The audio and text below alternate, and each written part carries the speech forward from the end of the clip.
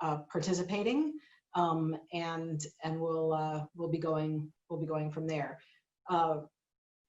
For those of you who are looking for a call-in number, we have it on our website, pcdc.org, or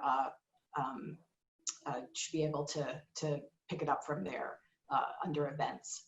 So we're still waiting for a few more participants to join us, and to actually another minute or two before we're going to get started.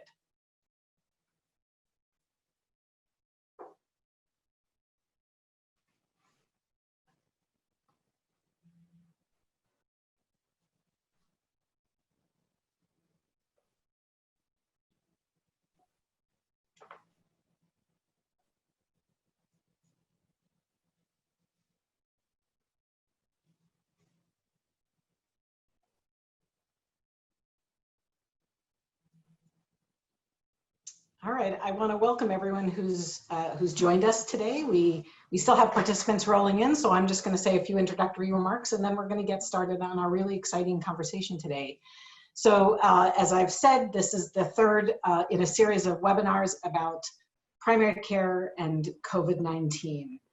This particular webinar is going to be talking about how do we think primary care should look in the future, and how does this pandemic impact the way that we're thinking about primary care. So these have been the three sessions. The recordings of the first two are available on our website, and we will in fact be recording this one as well. So feel free to take a look at it afterwards, and to share it with your colleagues. Next slide, please. So the Primary Care Development Corporation is a national not-for-profit organization. We are a community development financial institution, which means that we lend money to community health programs, including primary care, behavioral health organizations, to expand their facilities and expand their services, as well as we do a lot of capacity building, technical assistance and training, and we have a policy and advocacy approach with our goal to make sure that every community has high quality, accessible, affordable primary care and health equity. Next slide, please. So today we're really excited to introduce two really outstanding leaders in primary care, both from very different perspectives. So we have Melinda Abrams, who is the Senior Vice President of Delivery System Reform and International Innovations for the Commonwealth Fund, is a really important contributor to the research base on primary care, both what's happening today as well as what has happened over time. And we're proud to have been working with Melinda for many years as a primary care advocate. We also have Gloria Wilder, who is a physician, the Vice President of Innovation and Health Transformation at Centene Corporation, and coming today to talk to us really from the point of view of being the CEO of a primary care center and wellness center in the DC area. And she is also a great primary care advocate and very knowledgeable about the primary care system. So next slide, if there is one. Great, so we're gonna just get started. So we're gonna jump in here. Melinda, in April, you wrote that, quote, "A strong foundation of primary care is critical to the health system and is particularly important during pandemics like COVID-19. Primary care practices should be a natural fit for triaging, testing, treating, and educating patients. This is not the case." So here we are 6 weeks later, and this is even more true. So why do you think that is? Why do you think that primary care has been left out of essentially much of the COVID response, and what do you think can be done about it? It's a great question, and thank you, Louise, and to the Primary Care Development Corporation for inviting me part of this conversation with Gloria today. I think it's assumed, but I just want to kind of clarify for everyone, and just, to say that primary care practices nationwide today are in dire straits, that their ability to meet the needs of their patients and their communities, as well as to stay in business, are under grave threat. And part of that was actually in your question, right? So, which is, we've had a number of stimulus packages, and none of them have explicitly called out or set aside resources for primary care. And you know, we can talk about why later, but I'm just saying, you know, and part of what we're seeing in the data is a massive drop in ambulatory care visits, particularly in primary care practices. Even when we've seen an upswing in the telehealth, it's not actually making up enough of those revenues. And so there's just a whole variety of things. And I think part of the why is because we've been so focused on hospitals, and I can understand that. But unless we also support and save and primary care, we run the risk of it collapsing, which not only will affect our delivery system and health outcomes and equity and per capita costs, it will really hinder our ability to mitigate and recover and respond to future waves of the COVID-19 pandemic. So it's a pretty dire situation. So Gloria, why don't you introduce yourself and tell us a little bit about why you think primary care, if you agree with that, and if you think primary care has really not been part of a strong part of the central response to the COVID pandemic. Sure. Well, first of all, thank you for inviting me to be here. And, I'm going to tell you what this brings up for me, and it may bring it up for other folks who are on this call who are primary care providers, is that, for a long time, primary care has not had a recognized space within the healthcare system. Right. And what I mean by that is primary care, we've been the engine of the healthcare system, but just like many times people ignore their engine until it fails. Right. And that's exactly, I think, what we're starting to see right now is that primary care is core to the infrastructure of an integrated healthcare system. You need large hospitals and institutional care, right? You need that middle level of urgent care, some standalone ERs, things like that, and then you need your foundation, right? Which all of this stands on is the foundation, and the foundation is primary preventive and secondary preventive healthcare, right? And without that foundation, we end up with what we have in the United States, which is a disease-based healthcare system that is funded through people staying ill, right, and having a ICD-10 code to bill for, and is not funded to support preventive health or primary prevention. And so when a system starts to then be overburdened, as in COVID-19, at the top levels, and by top I don't mean better, I just mean more expensive, right? The levels of care where you need intensive services all the time, right? And you need the most expensive equipment to keep you alive. When that part of the system starts to be overburdened, what often happens is the driver, primary care, will be neglected or just forgotten, right? And so more and more people end up needing that highest level of care. And I think what we have to do as a community is start to really address the understanding of what primary prevention is, right? And what secondary prevention is. And in a crisis like COVID-19, it becomes a very kind of visible example of what happens when you don't pay attention to primary and secondary prevention, right? Wear your mask, right? Wash your hands, right? Wear gloves, stay 6 feet apart, stay isolated if you're symptomatic, but only if you don't need help, right? So I think today, as we start to discuss primary care in a COVID-19 reality, I think we have to look at something that Melinda mentioned, which is primary care in all of the rescue efforts, financial relief efforts, has not been seen as the small business engine of healthcare that it is, right? You don't see, you know, in the PPP plans, you don't see any allocation that is specific to primary care. And in fact, you know, a lot of primary care providers found it very difficult to even get their banks to pay attention to the fact that they needed loans, right? And it was easier to get a loan if you're a restaurant than if you're a primary care provider. And that's ridiculous, right? And you didn't see the hospitals respond to primary care providers in their communities by saying, you know, some of the hospital relief should go towards securing primary care, even when within their own infrastructures, right? So I think that there's an open opportunity here to discuss all of these pieces and how they come together. Sorry, Louise, I just want to pick on one thing that Gloria just said that I think is obvious to those of us who kind of work in the space, but is sometimes overlooked, which is that our healthcare delivery system is based on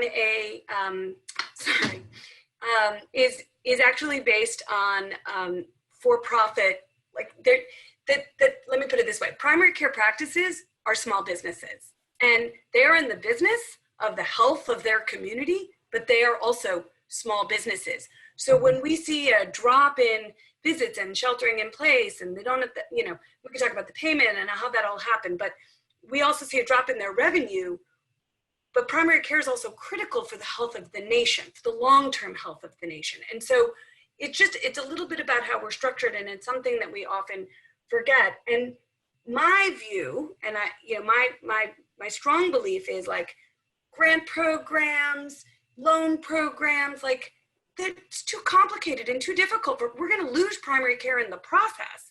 We need to come up with much faster existing mechanisms where we can just push money out the door really quickly, and not just because it's all about like this small business is more important than that small business. It's actually about the health of the people they serve and the community. So it's just this interesting idiosyncrasy of the U.S. healthcare system that we rely on these for-profit businesses to some extent to maintain the health of the country.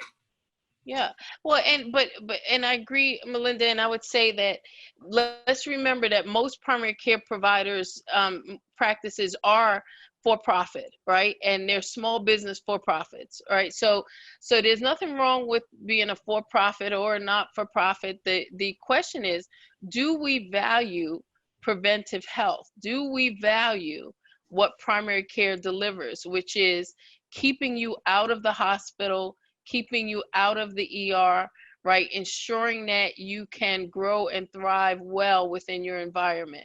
That's what primary care is. That's why all of us who majored, focused on primary care went into practice. And I think the challenge with our system is that we have very directly shown in how we fund healthcare that we don't really value preventive health or basic primary care, right? And even in the use of the word basic, and I just use it myself, right? Sometimes what we've done is made it seem like anybody could do primary care at any time, and so you don't need folks who focus on it. But I think in COVID-19, we realized that the fundamental infrastructure of care, that network that is supposed to be in all of our communities, right, to keep us well, when it fractures, right, it collapses the whole system. So I want to get to this issue, though, of the relief programs, because I do think that that's really, really critical. A lot of primary care providers have not necessarily seen relief. I think the federally qualified health centers have seen money coming to them through the HRSA program, as well as a lot of them were able to acquire monies through the Paycheck Protection Program, but that's not true for most smaller practices.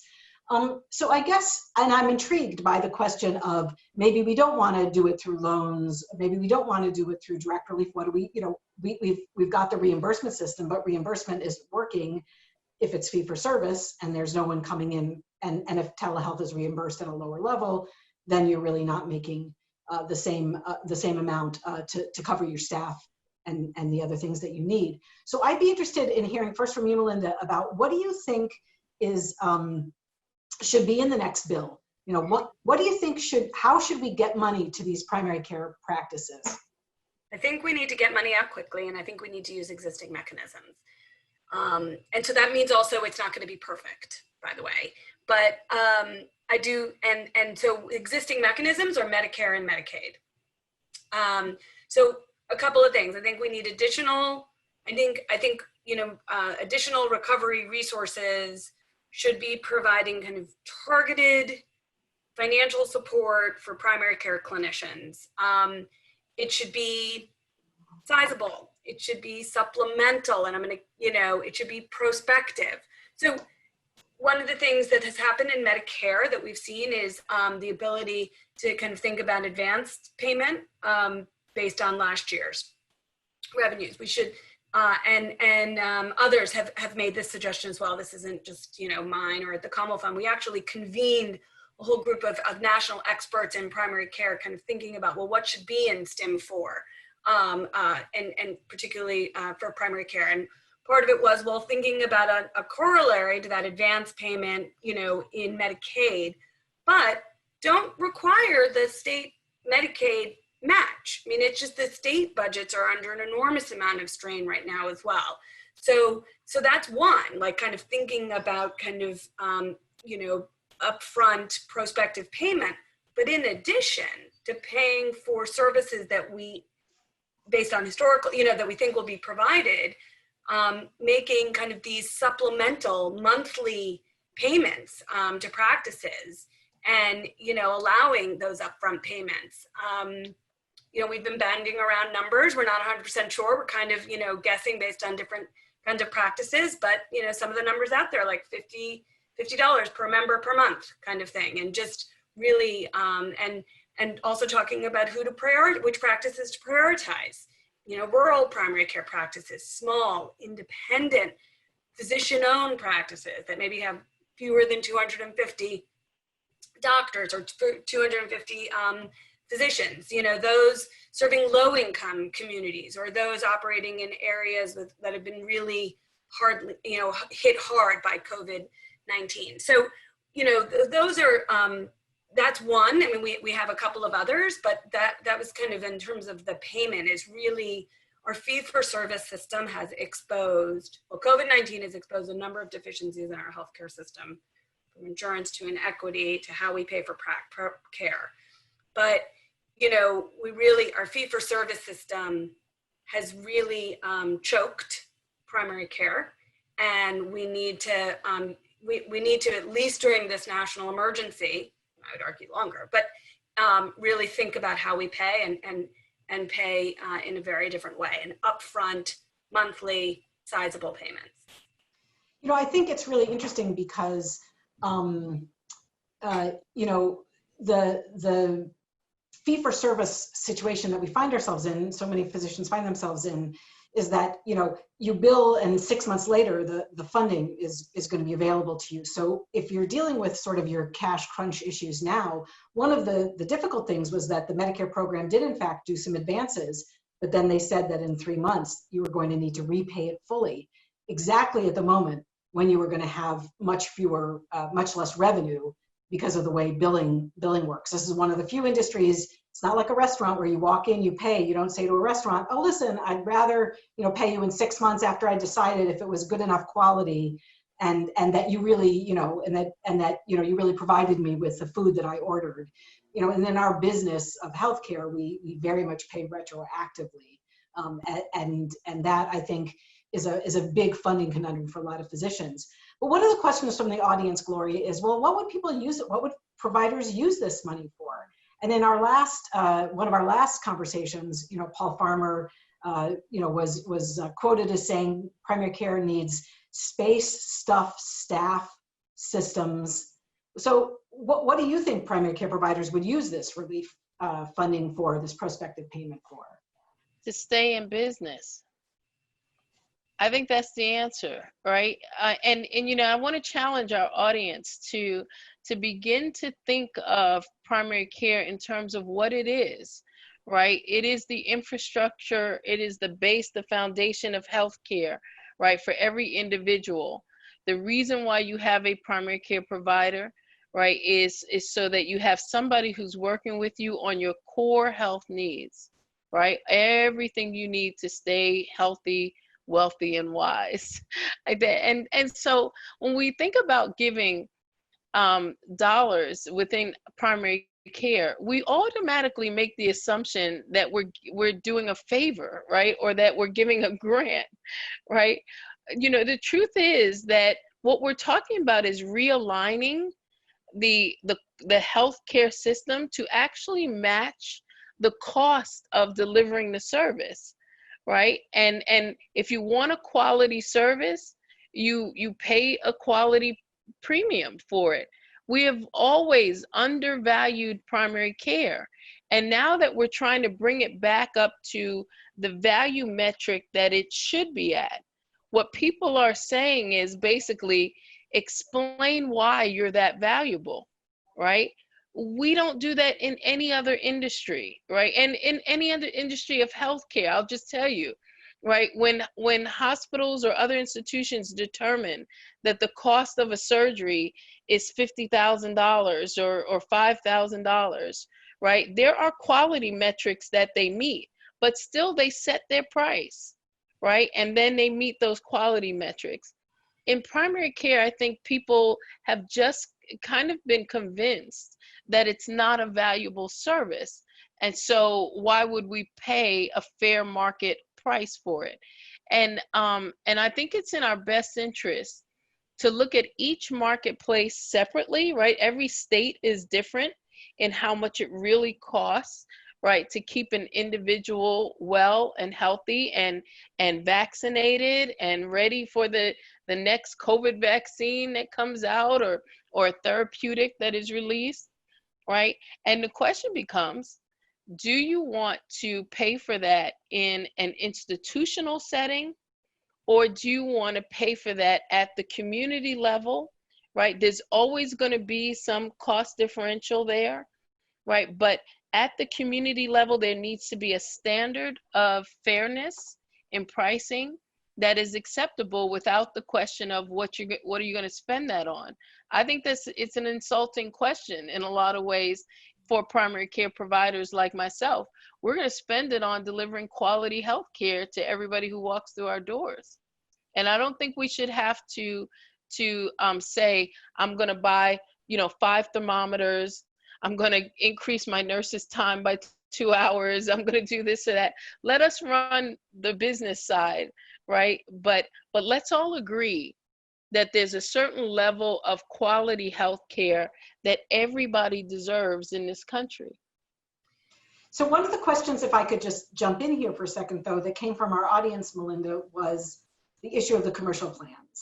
And you name Medicare and Medicaid. Now, a lot of that is paid for through commercial plans, right? They have Medicare Advantage, and they have, Medicaid Medicaid organizations. Centene, as we know, is largely a Medicaid provider, insurance providers, as we know around the country. But what do you so are you letting the insurance commercial plans off the hook here, or how do you think they should relate to this? No, I mean, I would think so. So for me, not that, and none of this is easy. So really,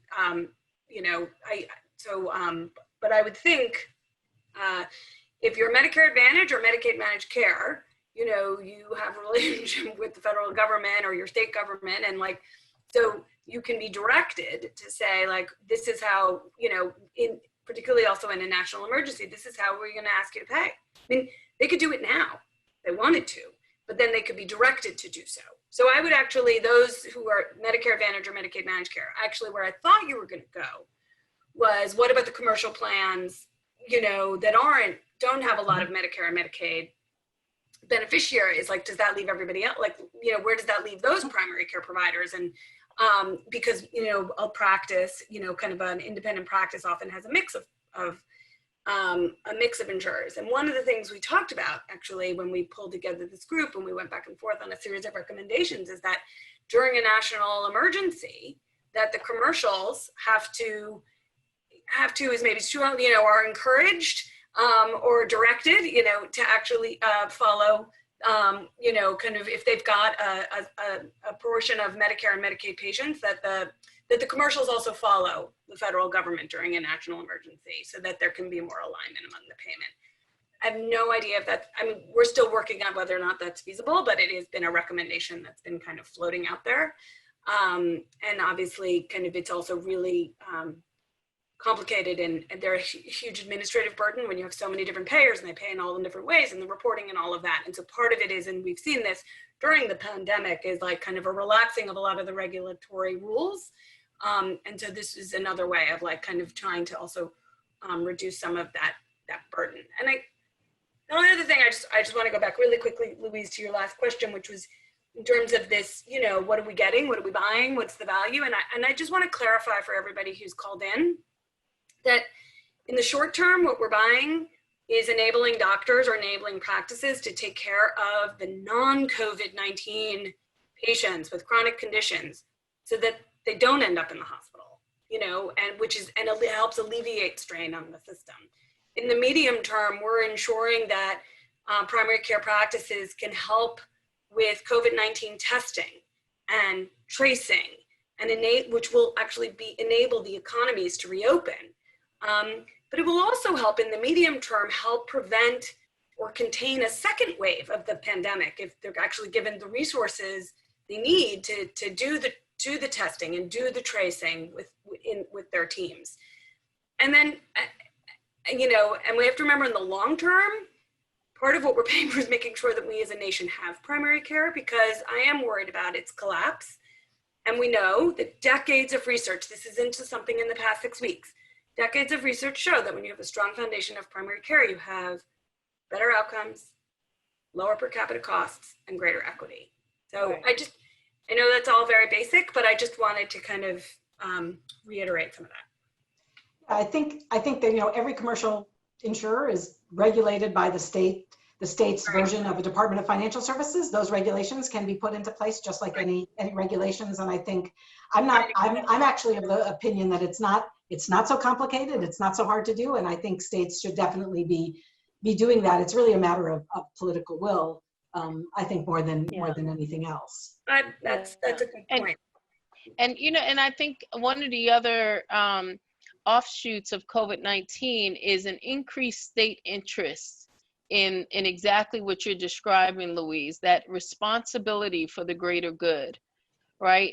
You know, states have always been interested in their citizens, their residents, but I think COVID-19 really highlighted for the states their ability to impact outcome on a statewide level, right? You know, in things like, you know, safeguarding in place, you know, staying in place, things like the use of masks and making sure that folks, you know, had to use masks outside, things like that. The state took a direct interest in the greater good moment. And what we want to do is continue that, right? That relationship between the state and the individual that says that the state has an interest in keeping you healthy, right? Keeping you well. I don't think a lot of individuals thought about their states in that way prior to COVID-19, right? Even though we've had other major health crises, right? We've had Ebola, right? We had H1N1. We had, and we still have HIV, right? And those of us who were providers throughout those very difficult periods, one of the things we can say is that overall, you didn't see states kind of stand up, right, as much as they do now. Now, in HIV, you saw it in some states, right, that were heavily impacted, where the state made a stand and, in fact, challenged the federal government and challenged some of the rules that were coming out of HHS to say we need to do better, right, by certain communities. But this is the first time in my I'm 26 years in practice, that I've seen that happen in almost every state in the United States. And so I think we need to build on that momentum of partnership between the state and the federal government, partnership between the insurers, right, and the and primary care providers and the other systems of healthcare, because frankly, all of the systems to create an integrated system are important. It is critical that we have strong hospitals. But if you only have strong hospitals and you do not have anything else, you will be a sick state, right? Because you will have to keep those ICU beds filled in order to keep that big institution going. I think it's really critical that we have federally qualified healthcare centers. Qualified healthcare centers are very important to the infrastructure of care, right, within our communities. But if you only have federal healthcare centers and you don't have a mix of primary care providers, you lose your middle class and you become an area of concentrated poverty when it comes to health equity, right?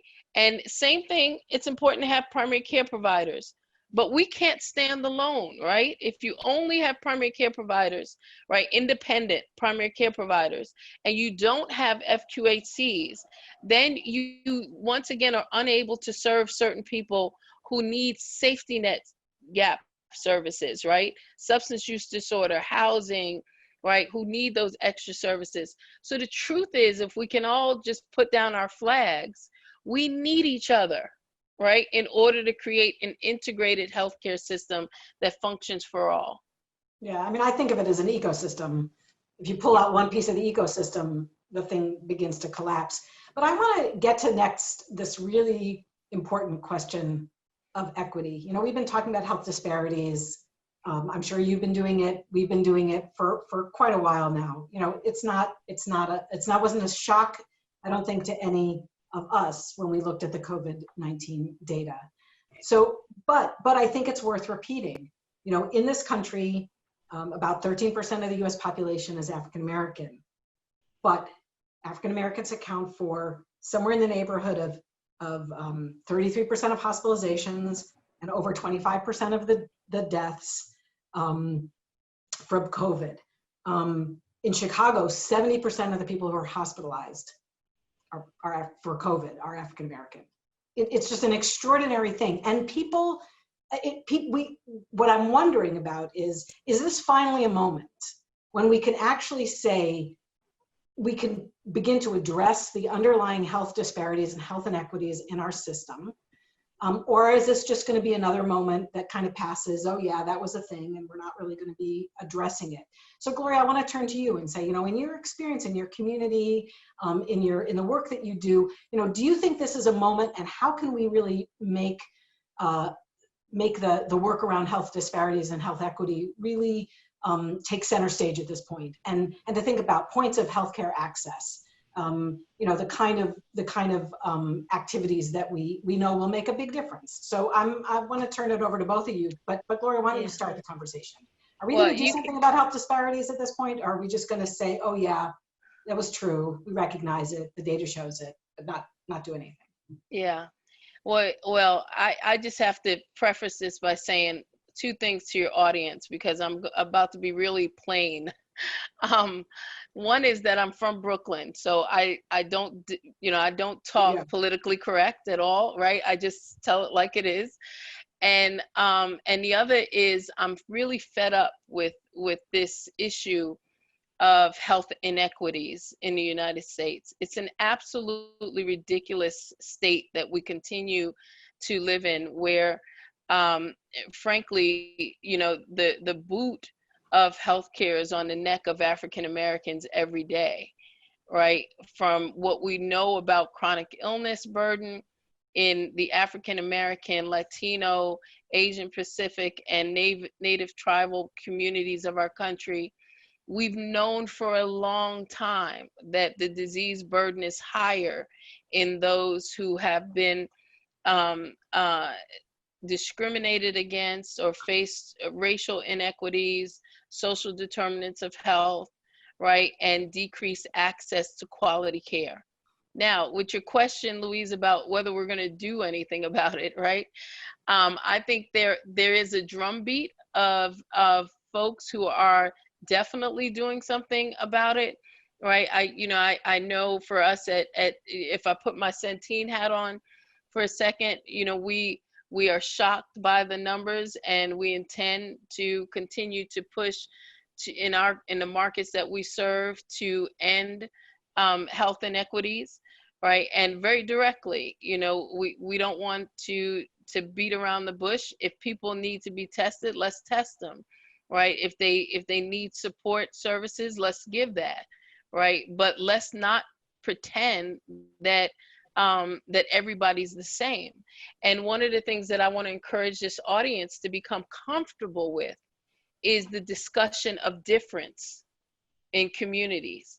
We are different communities and we have different ancestral histories in this country. And all of that plays into our health outcomes. So let's not blame each other nor blame the victim and say, well, you have more COVID-19 because you have more chronic illness. No, maybe I have more COVID-19 because of structural racism, right? Or maybe I have more COVID-19 because of vitamin D levels are low. But it's not one factor. It's multiple factors that go into each ethnic community. So I challenge us to stand up to truth and to call a thing a thing. When something is different, accept it, right? I think what has happened in the past for so long in public health is we have measured the impact of health, right, on a scale that was the metric of Caucasian health, right? So we would always start with Caucasian health, and then we would measure how are the Black people doing? How are the Hispanic people doing? How are the Asian American people doing? But it was always on this baseline of Caucasian health, right? Instead of looking at Black health or African American health as its own metric, right? Instead of looking at Asian Pacific health as its own metric, because we weren't comfortable with the conversation around difference. So let's embrace difference. Let's be honest about these numbers that we're seeing coming out of COVID-19. And let's also be honest about the fact that these numbers existed before the virus ever showed up, right? If you look at the death rates, right, in African-American women who are giving birth during the last 20 years, come on, you guys. We've had a 9 times rise. We're still 4 times the rate of Caucasian women giving birth, regardless of our income, right? So even when we become professionals, even when we're Serena Williams, we still almost die in childbirth in the United States. So that's my speech, right? Let's become comfortable with difference. Let's be honest about what we're saying, and let's be vigilant towards calling a thing and changing the outcome by allowing us to measure the metric pure to the community that is being impacted. Yeah, I mean, one of the things PCDC just published a piece in that is on our website that shows that in, you know, shows yet one more time that one of the factors, not the only one certainly, is that there's simply less primary care access in a lot of these communities. And if we said we're going to put our dollars into improving primary care access in those communities, not saying any other community shouldn't have primary care. In fact, we actually do want to make sure it's universal, but the difference in terms of the number of primary care providers per 10,000 people is just stark. And so I think that's one of the things. So Melinda, let me ask you, is it time that we're actually going to do something about it? And what should we do? Totally time, way overdue. Completely agree with everything Gloria said.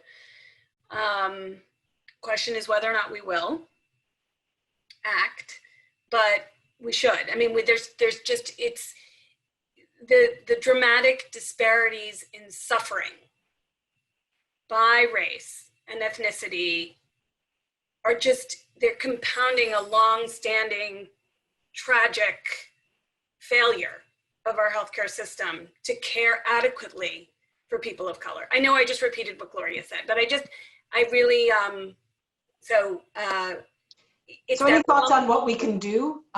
What should be done? Right. I mean, and what we can do in part is, is a little bit around based on like where we think it comes from. So in terms of understanding the causes, but certainly universal coverage, health insurance coverage would improve access to primary care services, preventive care services, and we, which could in turn reduce prevalence and severity and disparities of chronic illnesses that often exacerbate, and often kind of are worse in community of color. And we've seen with the Affordable Care Act, when we look at health insurance expansion in Medicaid expansion states versus non-expansion states, we've seen, better outcomes in terms, by race and ethnicity, particularly around low birth weight babies, and mortality, and a number of others. So insurance actually is a really important, I know this is a primary care, webinar, but actually universal health insurance coverage is an important part of the equity equation. I do think greater support for those facilities, those practices, but all the delivery systems that serve, communities of color and low-income communities, maybe including the safety net, but not only the safety net hospital. It's broader, and that would include inner city, health systems, but also rural community health centers. And it's just really, I do think greater support for those. I think for those that are serving communities of color. I do think we really need to take a hard look at our education and our training, and include and understand kind of anti-bias training a little bit more and a little bit better, and really kind of take a hard look and be honest and candid with ourselves. Gloria's comment about kind of, we always measure communities of color against Caucasian. I mean, that is a classic example of structural racism that just is that the default is white. And that is not, and we just need to acknowledge that, and we need to acknowledge that, and just recognize it, and begin to just deal with it. I mean, so I do think there's also, and so I do think in how we train and how we educate. I think another important thing, and this really came up when we pulled together a series of experts and looking at equity, is how important it is to collect and report results and outcomes, and whether it's process or outcome measures, by race and ethnicity. And it is, without the data, we're kind of groping in the dark. And even though there's research that tells us what we know, we still need to really, for surveillance and other things, and for treatment, and not just in COVID, in everything, but particularly in COVID. And while reporting doesn't guarantee a change in behavior, it is an important starting point. So it's like insurance, it's around training, it's around who we pay and how we pay. It's also about the data, and the reporting as an important starting point for rebuilding our system in a way that gives us a chance and a shot for being more equitable. Yeah, I want to jump in there, Melinda, because you mentioned something that I thank you a lot for bringing up, and that's this issue of diversity in training, and I'm going to carry it forward to say diversity in hiring, right, and diversity in funding, right? And let me just speak to something around that. When I went to medical school, and I graduated from Georgetown in 1993, I said when I entered the Georgetown class, I was one of 2 African Americans accepted into Georgetown's medical program that year out of 400 and something students accepted. I was one of 2. Myself and a guy, we both got into the class in the 4-year program. When I graduated medical school, in the United States, there was 1.6% of all doctors were African American female doctors. 1.6% of all doctors. It's now 26 years later, and now 1.8% of all doctors are African American female doctors.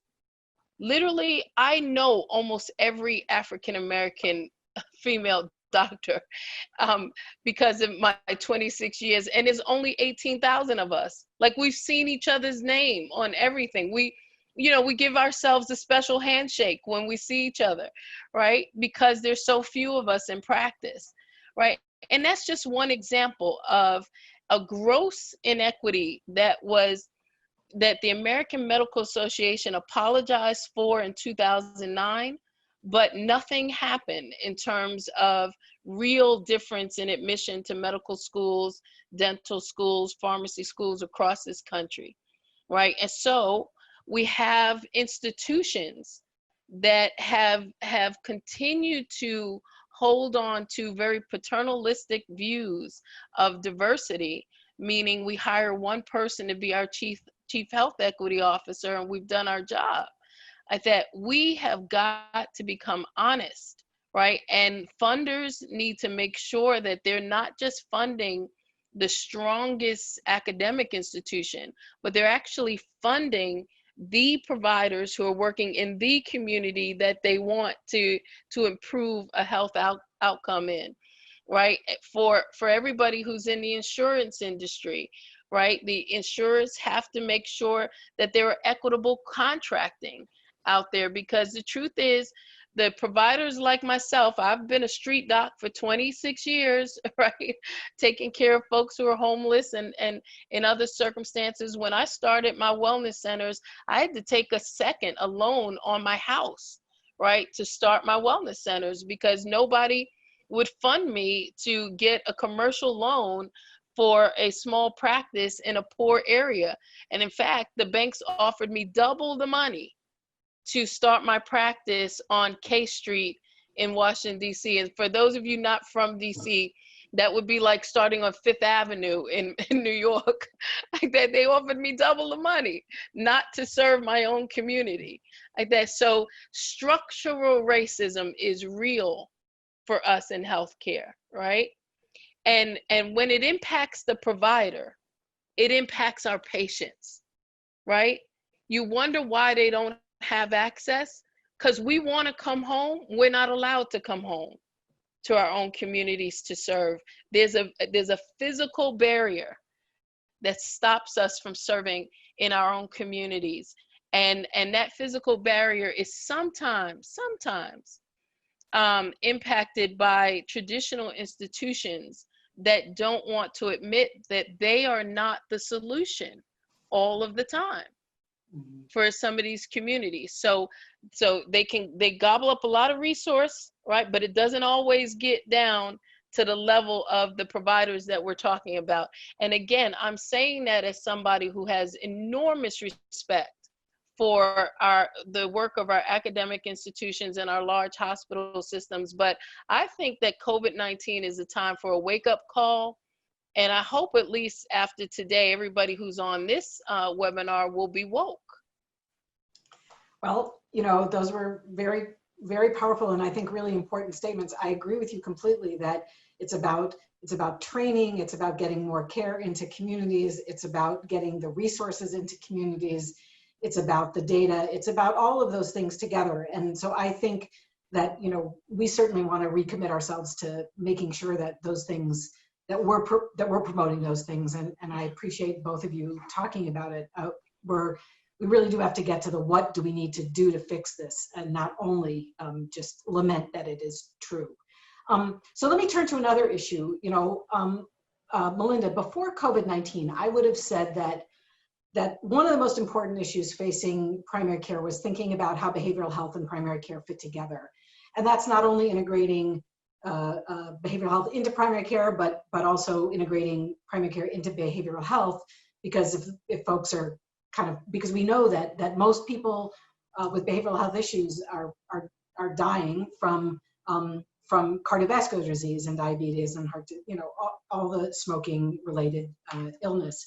And you've been writing a lot about behavioral health before the COVID-19 pandemic hit. Do you think that this is still one of the critical issues facing the primary care? And can you talk a little bit about how you think that plays itself out in the context of the pandemic? And then Gloria, I'll turn to you as well. Absolutely. I think actually among the many deficiencies that COVID-19 has exposed in our delivery system or our health system, it is also very much highlighted and emphasized and exposed the need for, you know, more behavioral health across the entire population, and the need for greater integration.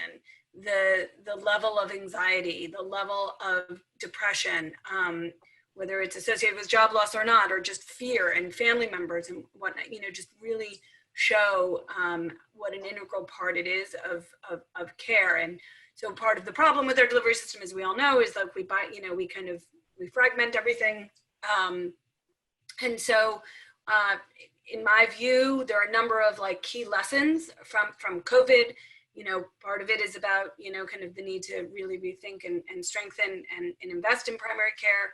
Part of it is about kind of having more virtual care, having more home-based care. But another piece is just more equitable care, which we talked about, but also more integrated care. And that we can't, it's what people want. And we've known that for a long time. And so as we think through how to rebuild and recover, we really should, we should really think also about a greater integration. And so that there are a number of strategies there. And one thing we haven't really touched on at all here is around the role of teams. We've talked a lot about doctors and practices and training, and it's been this kind of assumption, but I know that I know among the three of us, we always assume it includes a team, and I'm sure everybody on the call. And so just, and I think that where the data is pretty strong, both in terms of building trust, as Gloria was talking about before, with the evidence around community health workers, it's also really strong evidence around peer support for people with struggling with behavioral health problems. And so just another strategy that, we're not going to be able to kind of pivot towards this integrated community-oriented care unless we also change the payment system, which we've talked about a little. And I just think that, the question around behavioral health just further emphasizes the need for, integrated care, team-based care, and a different kind of payment system as opposed to, and, kind of doing away with fee-for-service. Gloria, your thoughts? Yeah, one of the things that I think is very important as we start to talk about models of integration is to start viewing behavioral health as a primary care, right? Behavioral health, and we've used a lot of words in medicine, right? Every time we become uncomfortable, we change the name of something so that we don't really have to deal with the core discomfort that we're having, right? And I'm a proponent of accepting difference, right? And accepting discomfort, right? With things that make us feel challenged. Well, mental health services, psychiatry, psychology, sociology, all of the ologies that we put into behavioral health, we put them there because we didn't know what to do with them, right? They were seen as a specialty, right? And again, folks saw behavioral health issues in the past as a dysfunction. They didn't look at the fact that somebody, like members of my own family, can be schizophrenic and have a wonderful life, right? Be great people, very funny, very nice to be around. They only focused on the dishumor part of it. And then when we started to pull that back and say, wait a minute, more and more people are being left out when we look at it that way. They don't want to be labeled in that way. We started calling it behavioral health. And what the reason I'm bringing this up is because we're at a time now where, frankly, look at us, we're all on these little video chats as close as we can be to showing every wrinkle and frown that we have, right? Every gray tooth shows up, everything's there. That we've just got to tell the truth. We all need behavioral health support at some point in our life. It is a primary care, right? There's nobody who doesn't need to check in right now around their anxiety when it comes to COVID-19. There's nobody who doesn't need coping mechanisms to get through the next 6 months, 12 months, 18 months until there's a vaccine, right? There's nobody who doesn't need to be taught about their own personal wellness, including their emotional health, right? And then we have the people who need extra support, who were historically the folks who were labeled as mental health recipients, right? those folks, right, need a place that invites them into the community, right, of primary care. And sometimes, and some occasions, the psychiatrist should be the primary care provider, and me, the primary care provider, should consult with the psychiatrist around the physical health needs, right? So I think that's when we get to global kind of integration of physical and behavioral health needs, is when we all accept that we have behavioral health challenges at times in our life, and we all accept that the scale of delivery of service should be delivered in a team approach where the most appropriate provider is the provider who should be up front. Whether that provider is an MD or not doesn't matter, right? It could be a licensed clinical social worker, might be the most important person in that person's realm of healthcare service delivery. That person should be up front, and the rest of us should back them up. Yeah, I think you're absolutely right that it's sort of whatever door someone walks in should be able to provide them the holistic care that they need, and that there's always going to be a piece of that that's primary care, and there's always going to be a piece of that that's probably behavioral health. So I think that that's really important. So we only have about 5 minutes left, so I'm just going to ask one last question. You know, one of the things that primary care has been, you know, we have two systems in our country, to the extent that we call them systems. One of them is public health, and one of them is primary care. You know, public health really gets done through, you know, state and federal, local, state, and federal governments. Primary care, most of the time, highly regulated, but still provided in the community. And I think one of the things that has shown up here is that primary care really just has not got a strong enough connection and collaboration with public health, because I think around the country, even though, you know, getting back to the question of contact, you know, of testing and contact tracing and so forth, you know, these two systems have really not been talking to each other. When I think about someone getting tested, they're negative, well, then they need follow-up because they're concerned about symptoms and they're concerned about, you know, a number of things. So they need primary care follow-up. And if someone gets tested and they're positive, they still need follow-up, so that we can make sure that they don't end up going to the hospital or getting more symptomatic, or that we can recognize when they do and helping them figure out when to get to that next step. Just quickly, sort of in a lightning round, I guess, Gloria, why don't you say, you know, 2 things you think we could do to try to bridge that gap between public health and primary care, and then Melinda, I'm going to turn to you as our last statement.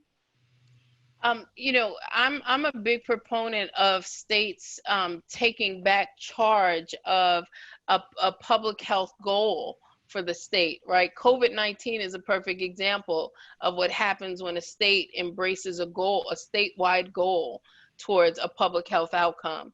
And I think that as states start to engage in those types of practices around quality health outcomes. So for instance, a public health goal that they will decrease the maternal mortality rate in the state, you know, by 10%, whatever that is. When a state declares that, publicizes that, and everybody starts to work towards that, right? That's when you see primary care, frankly, rise to that challenge, right? Because that's the infrastructure of primary care, is around primary prevention, secondary prevention, tertiary prevention, right? But it is really about setting goals with individuals to increase their health, their emotional wellness, right? And their long-term ability to thrive within their communities.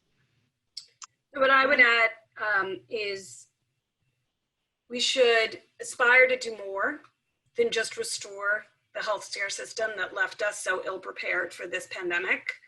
We don't want to just patch up the holes. And so I think that we need to start thinking about ways that primary care is part of the public health infrastructure. I also serve on my local Board of Health, County Board of Health. And I think that there is this real disconnect. I think there was a great example in New York City with the Primary Care Improvement Project, where primary care practices helped with surveillance and you know, through the electronic health record. This was under Tom Frieden, and then Farzad Mustashari and Amanda Parsons and whatnot. And I just think that there's something there. And I think that we need more integration, absolutely. And I think there's a way for the primary care or ambulatory care to become part of that surveillance, reporting, and public health system, and not just sharing the goals, but actually sharing information that allow us to monitor and improve care for the population. Right. And I think maternal mortality is a really great example. We can set a goal, but unless we're actually going to make the resources available and really think through what it actually will take to do this, and all the many things, it's not only primary care, although that's certainly a part of it, Right. that has to be dealt with. It's all those things we talked about: training, equity, resources, different mode of payment, really being with communities in the way that they are to make sure that they're getting what they need when they need it. All those things that you all have talked about so eloquently. So I think we're going to have to leave it there. I really want to thank both of you. This has been a really interesting and dynamic discussion. Dr. Gloria Wilder and Melinda Abrams, please, we thank you very much. Just so everyone knows, we have the recording. The recording of this will be up in about 2 or 3 days on the PCDC website. If you click on the COVID-19 button, you'll see where these webinars have been recorded, and we'll also be sending you out a copy of the recording. Please feel free to send it around to family, friends, and colleagues, and officials that you think should see this very important conversation. So I want to thank all of you, and we'll leave it here for now. Take care. Thank you very much. Thank you. Bye-bye.